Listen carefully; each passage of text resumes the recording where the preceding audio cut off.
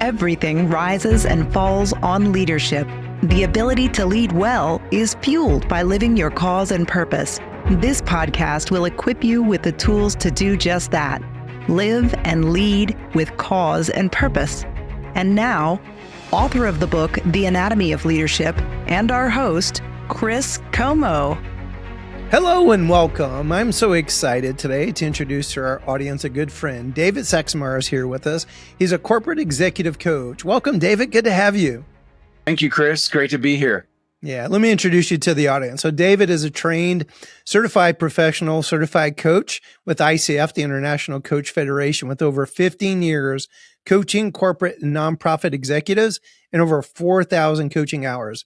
He's in the process of becoming a master certified coach, the highest professional coaching designation in the world. David has 30 years of international experience working with U.S., European business executives and managers in both corporate banking and also the nonprofit world. David is a managing director in the European corporate group at Bank of America in Charlotte, North Carolina, in the corporate and investment banking group. David managed the bank's highest and most strategic European corporate and investment banking relationships.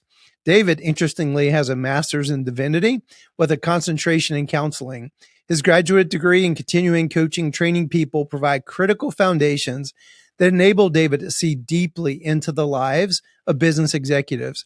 He also has an undergraduate degree in international business, and this part I did not know, and French from the University of North Carolina at Chapel Hill. So again, David, it's so good to have you. And I was trying to think about as we're preparing for this, where we first met. It was so Dave's got a very large family. I have a very, very large family. All of our kids were homeschooled, and it feels like we're at some group and we just struck up a conversation with each other. Yeah, we had recently moved back from living in England. We lived in England for a few years where I was working and came back to the United States.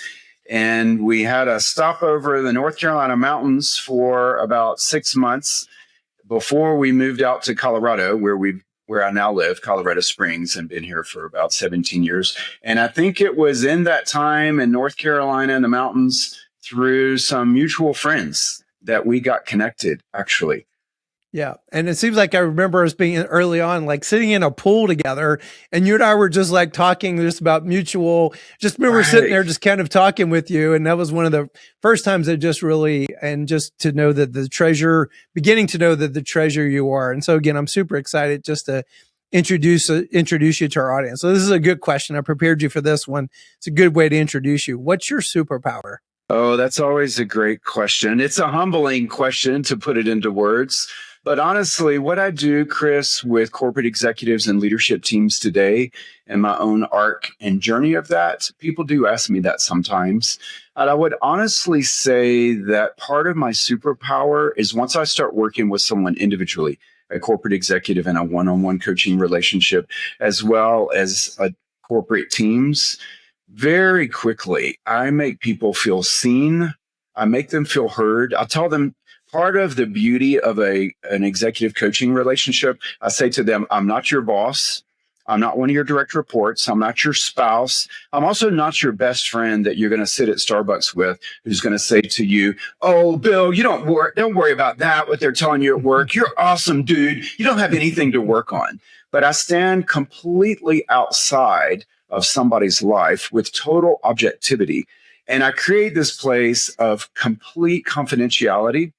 And I tell people that in our journey together, I'm the place and the person where they can show up and they can say absolutely anything to me.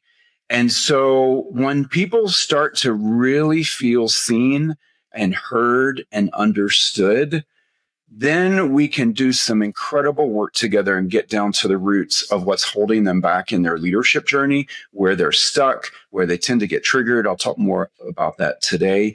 And then they can have what I call leadership awakenings, powerful, transformative interior awakenings that takes them to a whole new level in their leadership. Wow. Well, we have shared with you some people that I care about quite a bit, and you have just done phenomenal work with them. And so one of the things I was thinking about, I've never actually had the privilege of having you as my executive coach, but there's some things that you've done with me and as we were preparing, I just thought about one of the first times I got to really see you in action besides us just hanging out with our families. You did a retreat. I think you called it a vocational retreat. And you started that morning and you were talking and you kept shaking. You had this mason jar and apparently had water and dirt in it. And you were shaking it the whole time you were kind of doing your introduction. And then you put it down. Can you describe that to our audience? Like, what was the point of that? Because I think of that so often, actually. Well, thank you, Chris. Yeah, it's such a simple visual and metaphor. And so at the beginning of that morning, as you were explaining, I have this jar that I brought in and it's got just some basic dirt in it. And I shake it all up and then I set it down in front of the room. And everybody sees it. And when I set it down, as you can imagine, the water in that jar is very, very cloudy. And the interesting thing about this is it stays cloudy during the day for hours. Even though I've set it down, it's no longer being, shaken, but it takes hours for the water to settle. And later in the day, what I came back to on when I do that kind of a retreat and one day with teams, later in the day, I'll draw the attention back to that jar that's sitting beside me where I'm speaking. And I'll say, what do you notice here later in the day about this jar? And everybody comments and says, wow, the water is so clear now.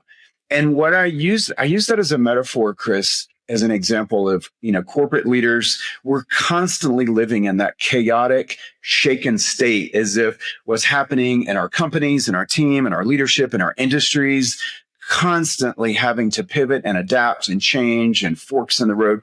We're constantly stirred up, both exteriorly and interiorly.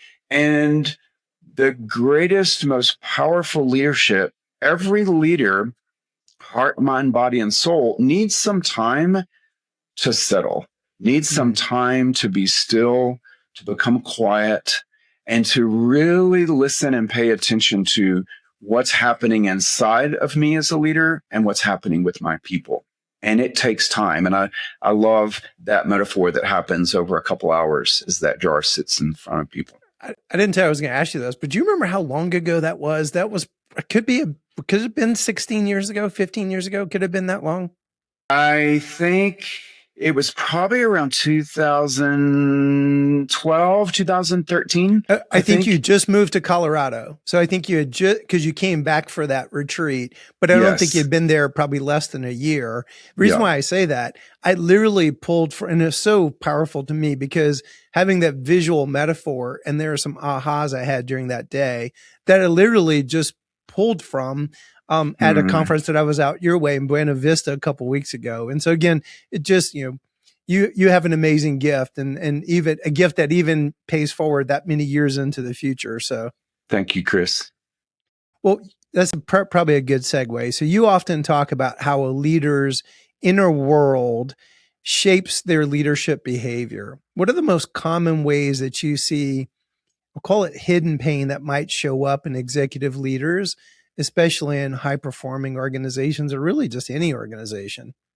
Sure. Well, you know what? That illustration with the mason jar and the dirty water that's, shaken up and takes hours to settle, that's a great word picture, actually. When I'm working with leaders and I'm very aware that there's a lot of maybe internal disruption and noise and chaos.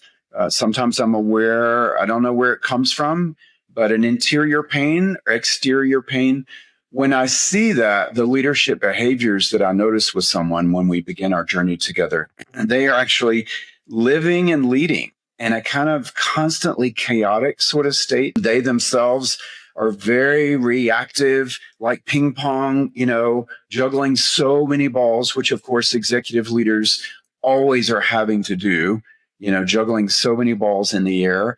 But when I notice that someone is not settled in their interior leadership place and anchored and really, really grounded, then they're just constantly reacting. And they're pivoting and they make impulsive decisions and they turn and pivot quickly with their team and their leadership.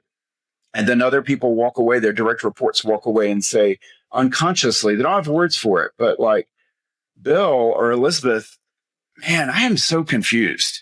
I don't understand. And they create this sense of further rippling effect of kind of chaos, vagueness, uncertainty in the leadership culture. Kind of feels like the spirit of the age when you keep describing it.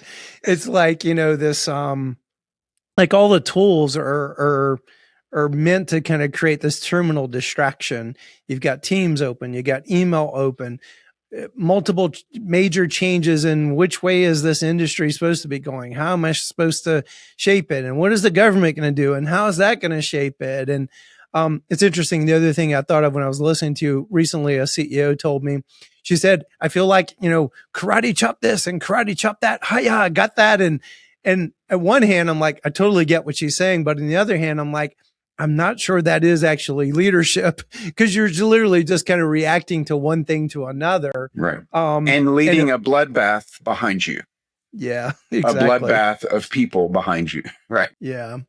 So many leaders are rewarded for traits that are kind of maybe implicit in what we're just talking about, things like control, perfectionism, hyperachievement, even being emotionally detached.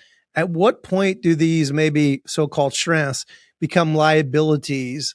And what does maybe some of this even have to do with their own, I'll say, self-awareness or lack of self-awareness? Yeah, great question, Chris. I'm at the very end of baby boomers. I'll be 65 next year, which I find hard to believe. And a grandfather. I have that. I thought you and I were Xers. I had no idea you were a baby boomer.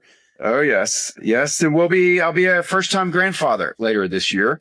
That's awesome. So, but you know what? I realized, honestly, as a baby boomer and having spent a long corporate chapter at Bank of America in the corporate investment bank, in what I call the deep, dark corporate trenches of corporate America at a huge place like Bank of America, there are so many corporate illusions. There are so many leadership illusions that I think are huge, especially in what I call baby boomer leadership culture, which is drive harder, drive faster, make it bigger. We're just here to make more money. But there is an unconscious, unintended leadership illusion underneath that. And that leadership illusion is that, well, people are really just machines. Mm-hmm. We, the executive team, I'm the CEO, I am here to run a fine-tuned machine. Well, what people don't realize in that leadership paradigm is you start treating all of your people in an organization as if they are machines. And they are not. And it's interesting with millennials rising more and more to leadership across the Western world, corporate leadership. They have very, very different values.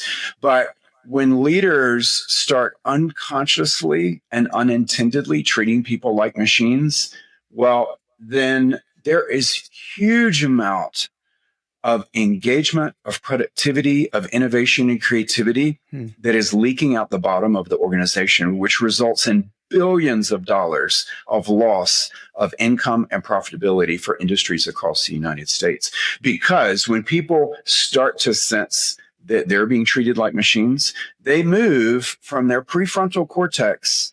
They move only about whatever this is, 6-7 inches to their limbic system.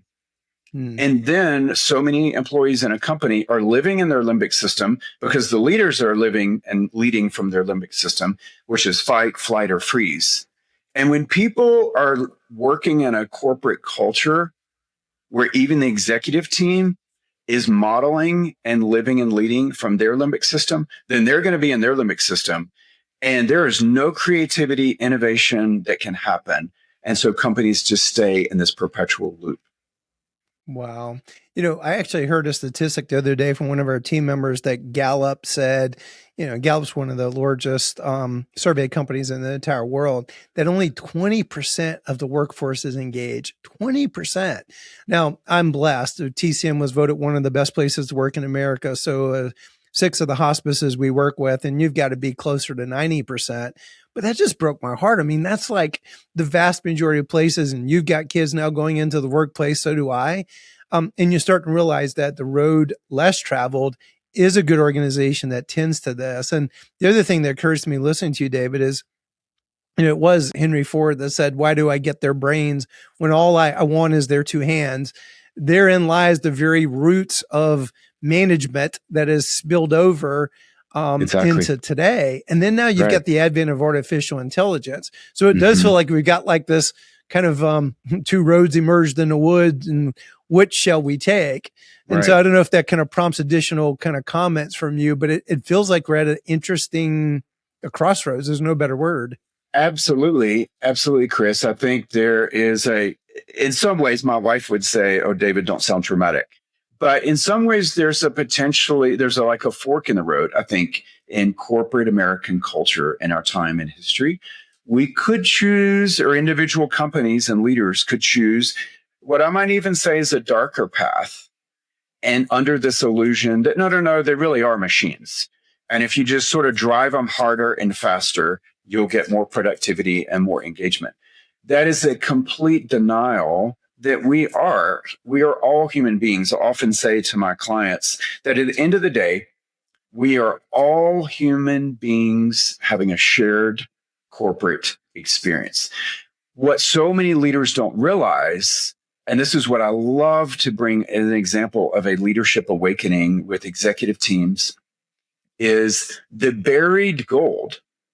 The buried gold with employees, the buried gold with teams, the buried gold in a culture is helping people find their own interior place where they really feel rooted and grounded and they feel safe and they want to show up at work to give, and they're not showing up at work every day stuck in just survival mode. That's so good. And I was just thinking that we did a podcast last year with Daniel Pink, and he wrote a book that actually was written. I had no idea until we were doing the podcast. I didn't check the copyright date, but it was written during the Bush administration. But the title of the book is A Whole New Mind. And he was predicting in the age of AI that the superpowers of the future are definitely not the limbic system things. It's storytelling. It's being creative, design, symphony, which is much more what you're poking on. So it's almost like there is two roads in front of us, and the road that's going to create the greatest good for us, as well as whatever our organization does, is maybe what has been the road less traveled, which is a good segue. So you coach leaders, not just to perform better, but to become more whole. How do you define wholeness in the context of leadership? Yeah, it's a great question. Chris, one of the things I do more and more these days with a lot of companies, certainly a number of hospices around the United States and a lot of other industries that I work with. There's a client I'm working with right now, $5 billion revenue company, and I'm working with 60 people, 60 of their high potential leaders. And I put them in a 1-year leadership cohort, which is like me designing and creating a leadership MBA program inside their company that they all go through. And coaching is a huge part of that. And the whole first module, when I'm taking managers and executives and leaders through a leadership development journey, I think of it as like an arc and a journey that we're going to go on together.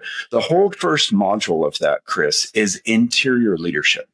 And we spend some months slowing down the whole process. I'll tell them it's not just a 5-day corporate executive leadership training class that starts on a Monday morning at a Marriott hotel conference room, and finishes on Friday at 5:00. And then that corporate notebook sits up on a bookshelf forever. Their context, where they are at their company, their team, their industry, that is the homework, and that's the landscape that we're working on. So this interior place of wholeness is helping them realize, quite simply, Chris, their worth and value, even what I call some people like, David, what are you talking about?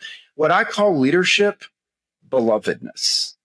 Their worth and value as a human being is interior. It's not exterior. It's not about their role. It's not about their title. It's not about their bank account or the health of their marriage or their kids or how many houses they have scattered around the United States or, a villa in France.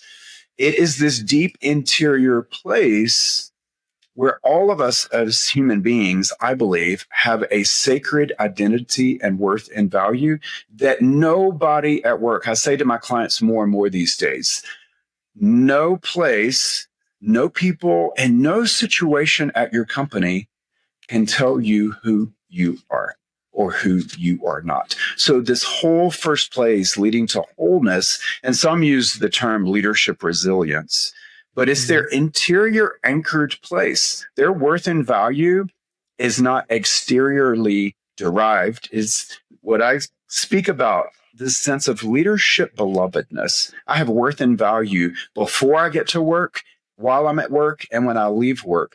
And no situation at work or person can add to that sense of worth and value or take away from it. There's so many thoughts going through my mind, but first off, we have a 1-year leadership certification course called Teleash University. Right. And, you and I didn't compare notes, but the arc is very similar. In fact, the whole first semester is all about self-discovery. Right. And then ultimately you move them towards people making and then organizational making. But that's typically what you think you get in leadership, right? Building the team, whatever the organization does. But it starts much more foundationally. And the other interesting thing you made me think about, David, coolest thing my wife gave me many years ago. Now she used it in homeschool with our kids, but it was a first edition Daniel Webster dictionary. So literally went back to the beginning of our country. Right. And my favorite word in the world is integrity. Do you know the original derivation of the word integrity was really about wholeness? It was about a person that was, and you think about that word integrity, but in the context of someone who's truly whole, which it may be a lifelong process of becoming that. It's not a destination. It's much more about a journey. Does that resonate with you? Absolutely. And Chris, let me add one other comment to this place about wholeness and interior wholeness. What I often help leaders realize, and this will sound totally ironic and upside down.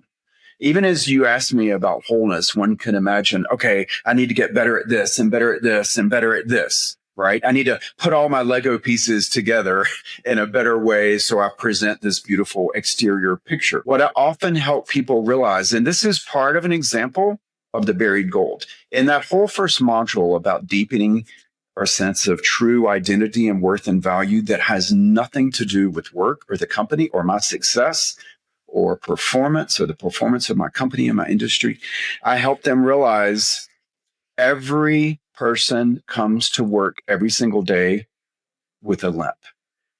This is nothing new under the sun, but every person walks with a limp. We don't always talk about it at work because that's not what work is for, but everybody brings their story to work. And I have worked with corporate executives, Chris, that when we got to this part of the journey, and they looked at me and said, David, at first, I have no idea what you're talking about. Right. But it was that dropping into that deeper place of their own self-awareness of their pain, their broken, imperfect places, as Brene Brown likes to talk about a lot. And I always say that until you are really attuned to how you limp in your leadership, you're never going to have radar to be able to see your people very deeply below the waterline. And if you can't see your people deeply and you can't naturally attune to when they start limping at work and they need something different from you, they're never going to really feel safe and they're never going to really want to follow you. That's so good. Well, that's a good segue. So what changes do you typically see in a leader once they become more conscious of their inner world and maybe we'll call them their unresolved issues? Yes. Chris, I think when people drop to a deeper place of self-awareness, maybe ironically becoming more whole, aware of how they limp and their people limp, and here's a great distinction. So many corporate leaders show up at work every day to get. Unconsciously, they are looking for approval. They're looking for acceptance. They're looking for success. They're looking for engagement. They're looking for all these external things. And in and of themselves, there's nothing wrong with that. At the executive level, we do have to run companies, nonprofits, and for-profits that do need to be what the world would call successful. The difference is, once people have had their interior awakening, that their worth and value doesn't come from exterior places, then they no longer show up at work in their leadership to get from people, actually stealing and taking from people. They show up to give and to walk away. And it's as if every day they walk through the villages and the streets of a simple village holding out bread and water. Do you need bread? Do you need water? I have bread and water to give you. Oh, you don't like my bread? Okay, that's fine. Somebody else, you might have better bread for you. And then when people get that place, they're also moving from their limbic system back up here. Their leadership behaviors, they're less chaotic. They're more grounded. They're more centered. They are way less reactive. And they view experiences rather than our problem we've got to fix and solve. But, oh, wow, this is a fascinating situation. We don't know what to do. They start using we language way more than I. And they're less dictatorial. And they become way more open and curious with how can we as a team grapple with this challenge that's before us. So there's a shifting that happens from everything is about me, very ego-driven leadership, to their orientation is very much about how can I help my people thrive. And does it become, what's the word I'm looking for, in that kind of environment where if everyone's on that type of journey, where then we even start rubbing off on each other in that way because we're living in a more vulnerable state, and that vulnerability, self-reflection, it's almost like the peer pressure is towards that living better, being better. You probably will say it a much better way. Well, no, but Chris, it's very well said. And the way I hear your question, that comment is, I think it's contagious.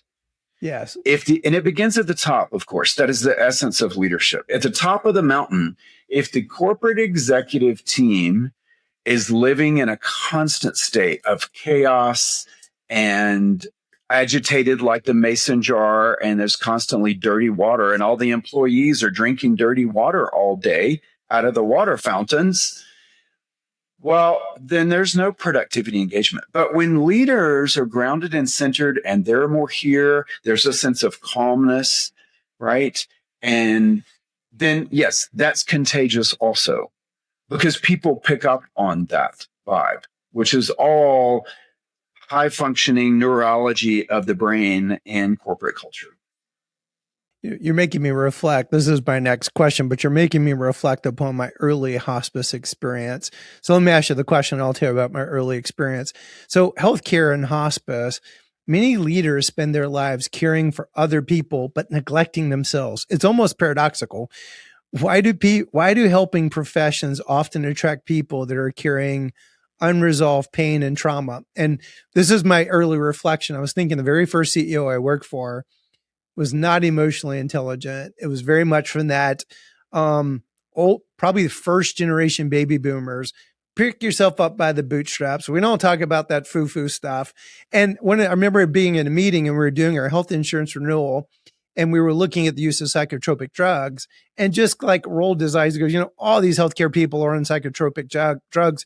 They're all wacky and crazy. That literally was kind of what he said. And I just remember thinking, there probably is a lot more that we need to understand of what this is about. And it was just very cynical, what you're saying earlier, kind of looking at people as they're a robot.